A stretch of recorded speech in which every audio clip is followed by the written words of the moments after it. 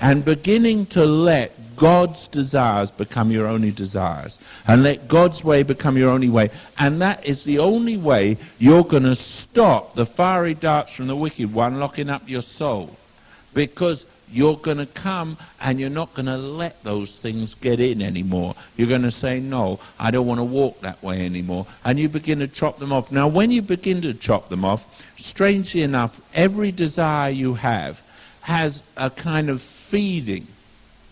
A desire, in order to live, must be fed. And if you feed it, let's take this simplest example. If you feed your stomach, that means you eat. And you open your mouth and you eat a certain amount. Your belly gets bloated. And your stomach begins to accommodate the amount you eat. And so as you get used to a certain amount, and then as you eat more, your stomach enlarges. And as you eat more, your stomach enlarges, until your stomach feels it's not satisfied until you've taken a certain amount of food. And that certain amount of food might be too much for you, but because you've grown accustomed to it, you need that amount of food in your stomach to feel full. And your stomach's like a big sack.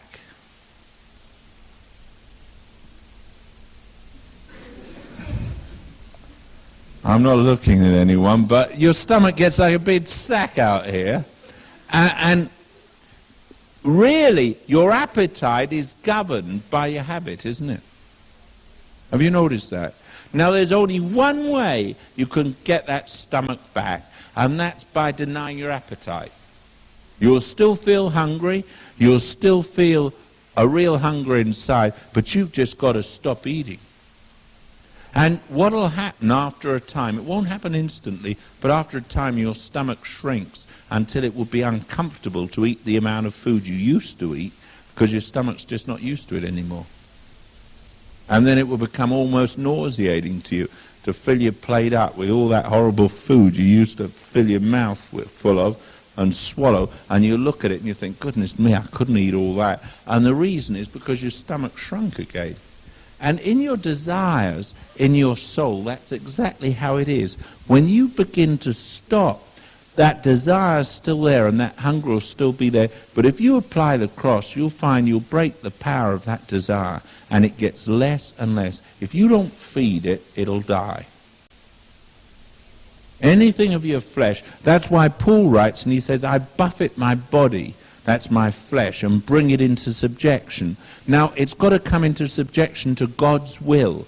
It's a dealing with your body, and in actual fact, your spirit will actually be helped if you just bring all those desires and starve them to death. Now, initially, when you starve something, you find, if you fast, you'll find that it takes 5 days, roughly, before your hunger leaves. If you're going to fast. After the 5th day, your hunger vanishes. And you actually don't want food after the 5th day, and your hunger will return after about the 40th day. And once your hunger returns then, if you don't eat then, you die. You begin to die. Your body just consumes itself, and you'll die of starvation, and you can make, roughly 58, 60 days, and you'll be, someone will put you in a wooden box, and that's the end of you. But the thing is that you have to understand that that hunger level in your soul is just the same, and your fleshly desires, once you begin to fast from things, you'll find that that hunger will become far greater initially. In other words, it'll become a real drive, and the enemy will throw every dart he can at it to get you to go that way. But after 4 or 5 or 6 days, you'll find suddenly that thing begins to lose its power, and as it goes on, it gets weaker and weaker and weaker, and then he'll have a final assault on you. Maybe in 3 months, maybe in 6 months, and he'll try everything to get you to go back. And once you go back and you begin to feed it again, guess what happens? It grows again, and the appetite for it grows. So there has to be that fighting. And that's how the flesh works. Abstention actually kills desire.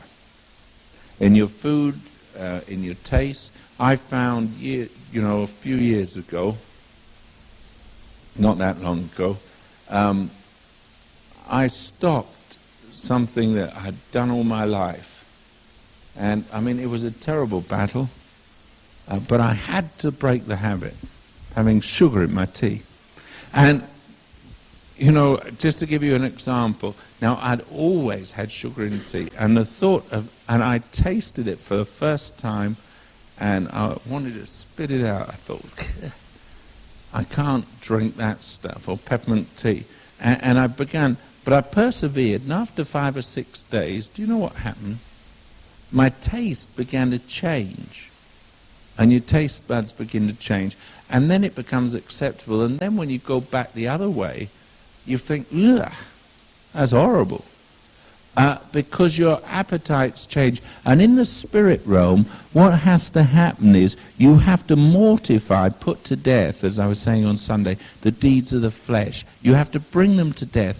And when you do, what strangely happens is your appetites, instead of becoming for this world, and instead of coming for the fleshy things, all of a sudden your joys become the heavenly things. And your whole spirit, because you've cut off here, you'll find your soul's got to feed.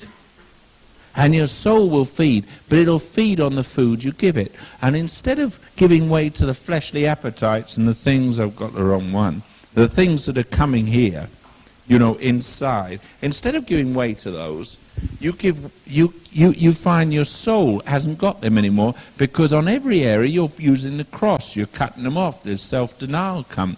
And all of a sudden, all these appetites are dying, but your soul's got to live, your soul's got to feed. And you're feeding it through your spirit, in reading the Word, meditating on what God says, living by what God says, being obedient to His will. And suddenly, your soul is developing, and all its appetites are going heavenward. So your whole slant of your life, once it was out earthly, suddenly all the passions, all the desires, all the things you're bringing to the cross, and there's a change going on, and your whole being's altered till it becomes heavenly. And all your desires become heavenward. And the desires that used to be earthward are all directed, and the affections are directed, and the mind's directed, and the emotions are directed toward God. And when that happens, you find that the pleasures last, and the pleasures don't have a sting in the tail. And there is no longer a battle, because your life has gone heavenward. Now, in order to do that, you've still got to buffet your body and bring it into subjection, because the devil's going to lob out fiery darts to try and get you back into the carnal state, and you're bringing the cross there, so you live in the spiritual state.